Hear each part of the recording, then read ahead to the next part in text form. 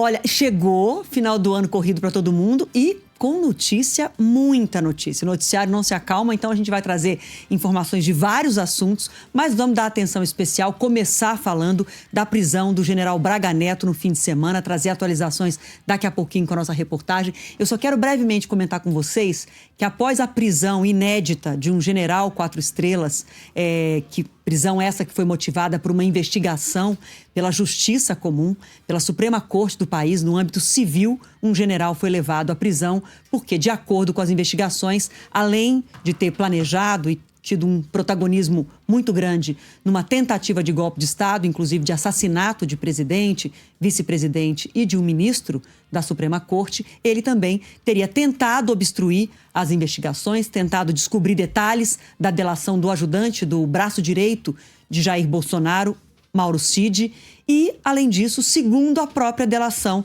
do tenente Mauro Cid, ele teria levado dinheiro dentro de uma caixa de vinho para pagar as despesas justamente do plano de execução de autoridades. Depois que a prisão veio à tona e as razões da prisão vieram à tona, começou no Brasil um movimento que é separar o joio do trigo. As Forças Armadas tentam se distanciar do general Braga e de outros que, porventura, vierem a ser presos ou, de fato, se tornarem réus, depende ainda de uma análise da Procuradoria-Geral da República.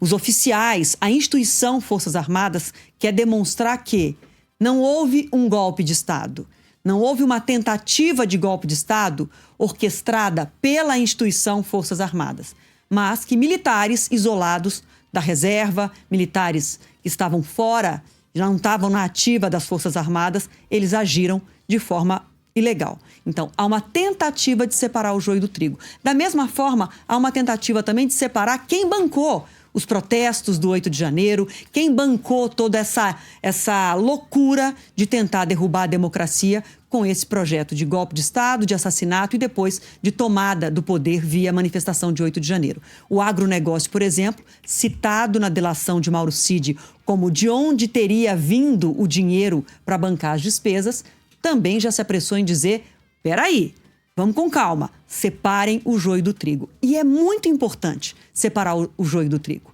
É muito importante dar os nomes. Quem agiu, quem fez o quê, comprovar, apresentar provas, um processo robusto, com provas robustas de quem fez o quê e condenar e aí sim punir severamente. Se isso for feito corretamente no nosso Brasil, nós avançamos como sociedade. Porque quando a gente separar o joio do trigo de quem pagou, quem bancou ideias golpistas, iniciativas golpistas, quem orquestrou, quem planejou, quem agiu, se a gente conseguir dar nome, quem fez o quê, provar judicialmente dentro da lei e punir, nós avançamos como sociedade, porque a gente vai estar dizendo, isso não é tolerado no nosso país. No nosso país, quem planeja, quem atenta, quem de alguma forma tenta derrubar a democracia, desrespeitar o voto soberano, a vontade do eleitor nas urnas, está fora da lei e tem que ser punido com rigor. Por isso, a gente começa o Entre Nós de hoje falando justamente sobre a prisão de Braga Neto, pela relevância que tem esse fato.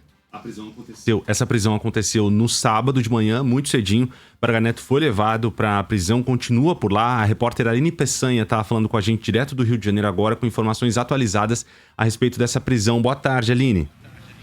Olá, boa tarde para você, boa tarde para todo mundo que nos acompanha. A sala onde o general Braga Neto está preso no comando da 1ª Divisão do Exército, na Vila Militar, aqui na zona oeste do Rio, foi adaptada para receber, então, o ex-ministro de Defesa do país.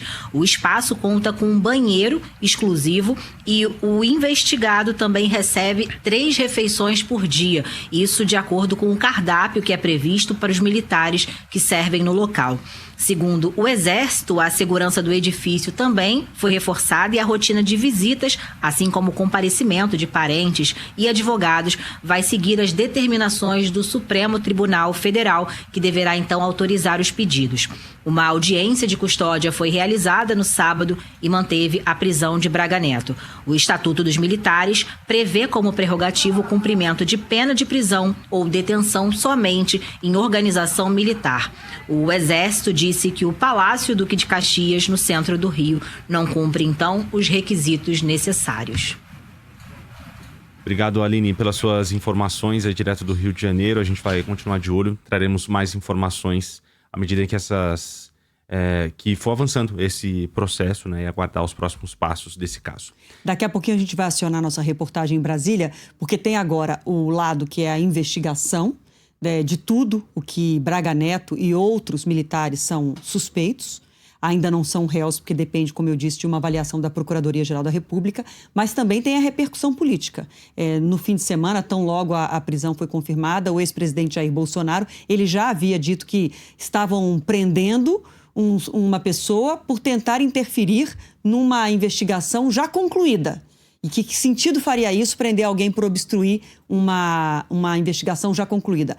Mas acontece que a investigação não está concluída. Ela foi parcialmente concluída quando aquele inquérito de 800 páginas foi enviado ao Supremo Tribunal Federal. Mas, na verdade, por exemplo, a delação do tenente-coronel Mauro Cid, braço direito de Bolsonaro, essa delação está sob sigilo porque, naquele momento, o próprio Supremo disse: diligências continuam sendo feitas, investigações continuam sendo feitas. Então, o argumento do ex-presidente de que acabou a investigação não procede, essa investigação continua, inclusive com possibilidades de outras pessoas envolvidas serem levadas à prisão.